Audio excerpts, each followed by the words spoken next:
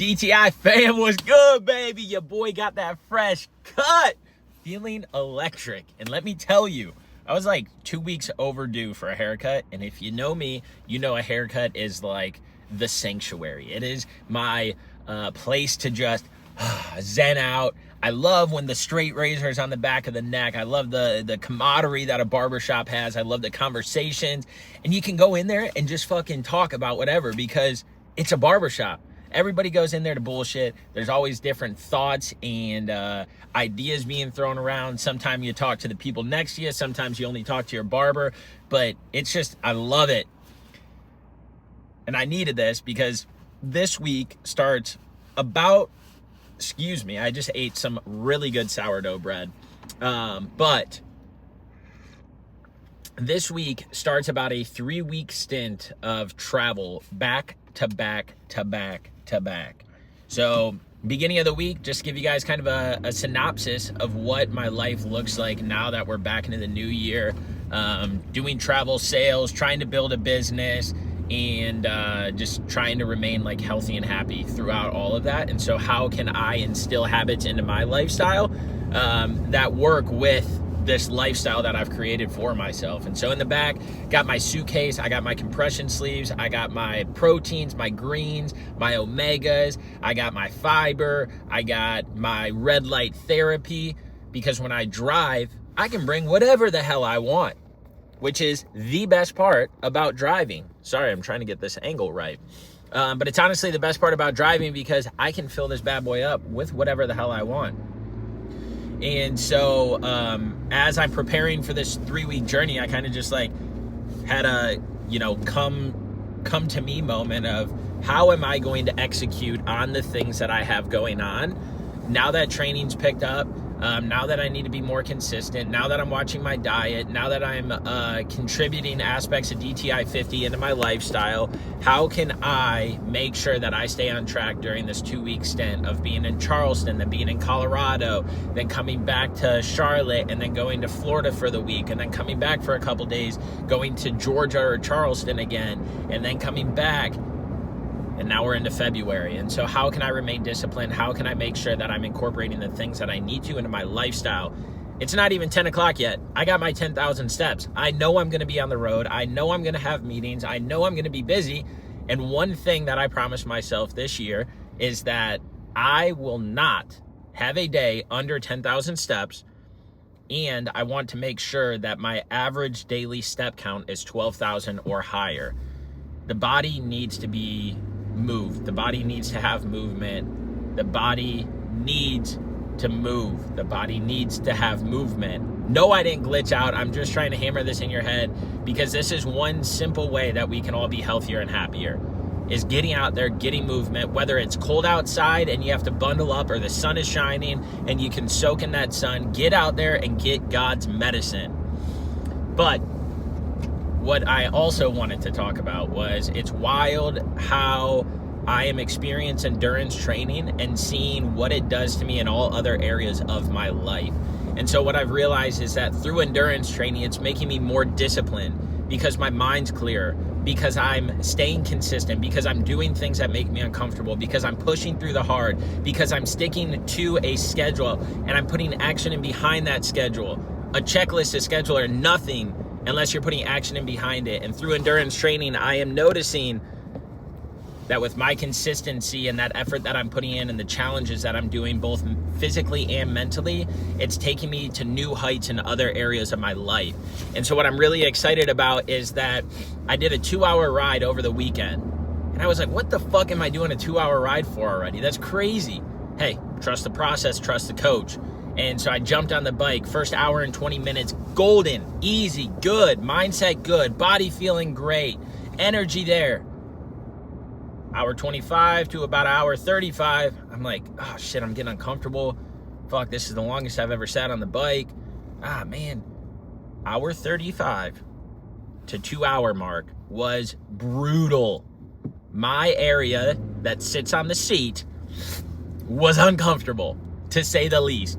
And with that, it was giving me mental fatigue because that's all I could think about is the pain, the hurt, Oh, the uncomfortable. Oh my God, if I move, it hurts even worse. Oh, I don't want to stand up because then it might swell up more and then I sit back down and it hurts worse. But what did I do?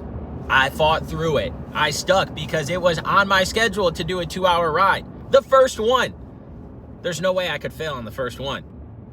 So I stuck to it and I got the 2-hour mark. And what I realized through that, when I got off that bike and I took that breath and I was like, oh, you did it, is that there's no more lying to myself. I can't lie to myself about the things that I'm going to do. If I say that I'm going to work on my faith, then I need to work on my faith. If I say that I'm going to do that 2-hour bike ride because I have the time, I'm going, to do that 2-hour bike ride.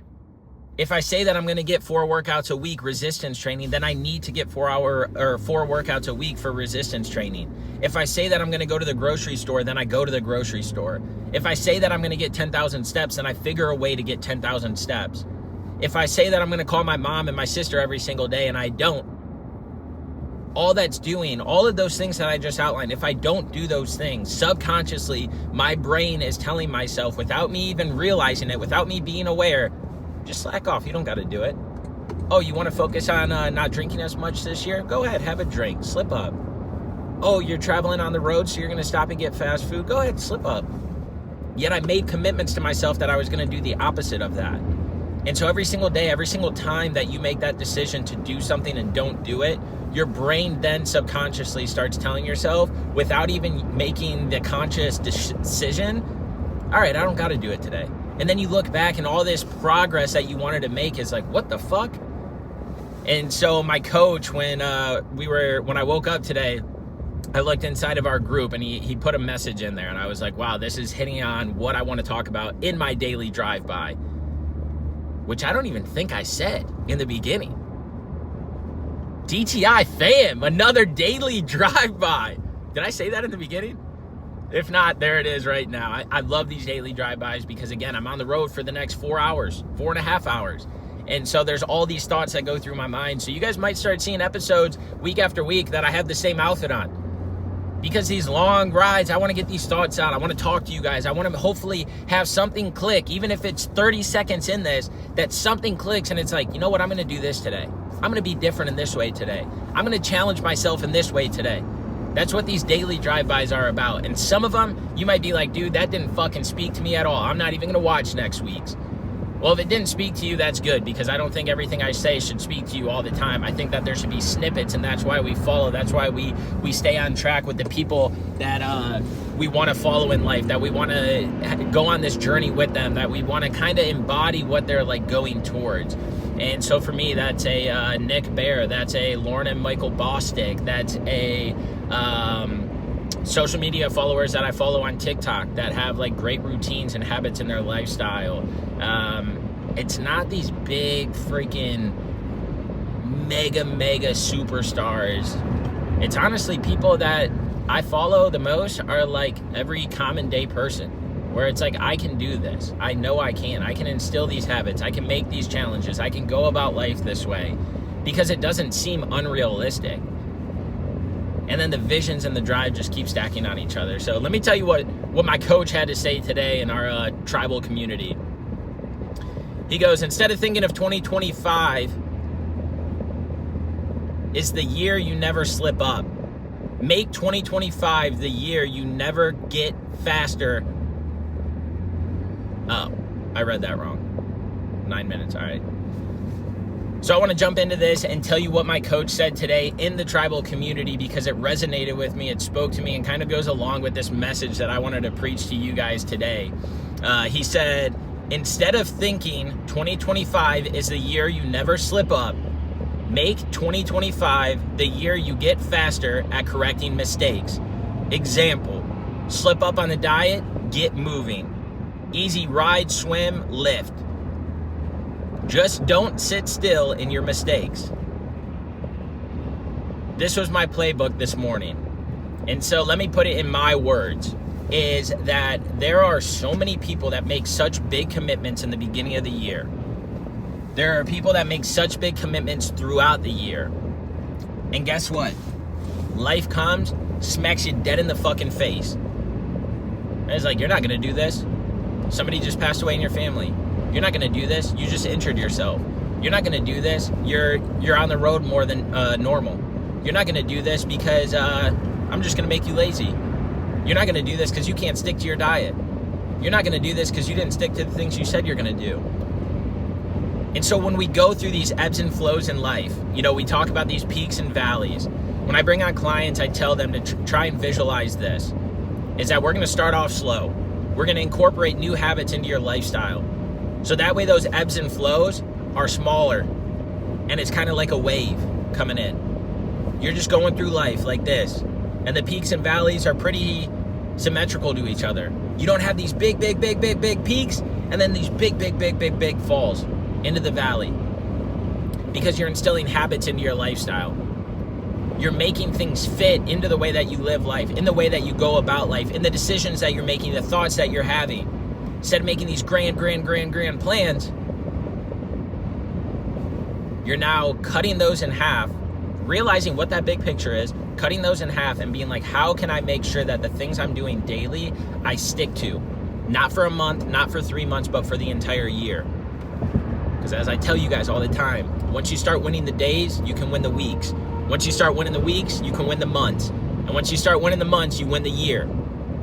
Once you start winning those, you're unstoppable.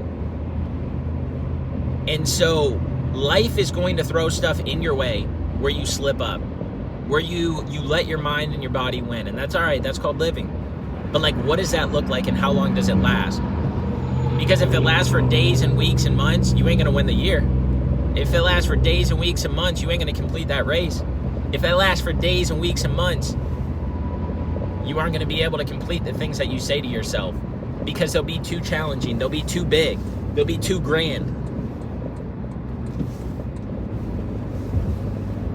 And so I want you to conceptualize that, and I want you to think about that, because when life throws those things up that stop you dead in your tracks and you can't go after the things that you want anymore because of those circumstances, that doesn't mean it's over. That doesn't mean you have to stop. All that means is you have to figure out a way to get back on track, to get back on this horse, to get back on the road and keep going. So if you slip up on your diet and you said that you weren't going to eat fast food, and you said you weren't going to drink during the week, and you said that you were going to hit 10,000 steps, if you eat fast food and you drink during the week, at least make sure you're hitting those steps. When you let one thing fail,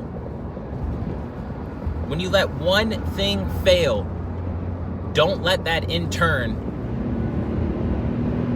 make everything else fail. There are still ways that you can capitalize. There are still ways you can grow. There are still ways you can go about things to not set yourself back so far.